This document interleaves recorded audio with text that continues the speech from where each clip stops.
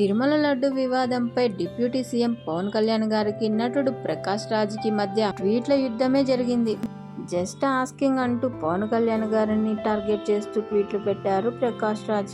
దేశమంతా పవిత్రంగా భావించే తిరుమల లడ్డు కల్తీపై విచారణ జరిగింది. అయితే శ్రీవారి లడ్డూ ప్రసాదంలో కల్తీ నెయ్యి వాడినట్లు ఆధారాలున్నాయా అంటూ కోర్టు ప్రశ్నించింది. అంతేకాదు దేవుణ్ణి రాజకీయాలకు దూరంగా ఉంచాలని హెచ్చరించింది కోర్టు. దీంతో మరోసారి ప్రకాష్ రాజ్ తెర మీదకొచ్చారు. సుప్రీంకోర్టు వ్యాఖ్యలకు రియాక్ట్ అవుతూ సీఎం చంద్రబాబు నాయుడు గారు డిప్యూటీ సీఎం పవన్ కళ్యాణ్ గారి ఫోటోలను షేర్ చేసి దేవుణ్ణి రాజకీయాల్లోకి లాగకండి, జస్ట్ ఆస్కింగ్ అంటూ పోస్ట్ పెట్టారు ప్రకాష్ రాజ్. జస్ట్ ఆస్కింగ్ అంటూనే పవన్ కళ్యాణ్ గారిని టార్గెట్ చేస్తున్నారు ప్రకాష్ రాజ్. పవన్ కళ్యాణ్ గారి అభిమానులు ప్రకాష్ రాజ్ పై సెటర్లు వేస్తూ ప్రకాష్ రాజ్ దిష్టి బొమ్మను కూడా తగలబెట్టడం జరిగింది.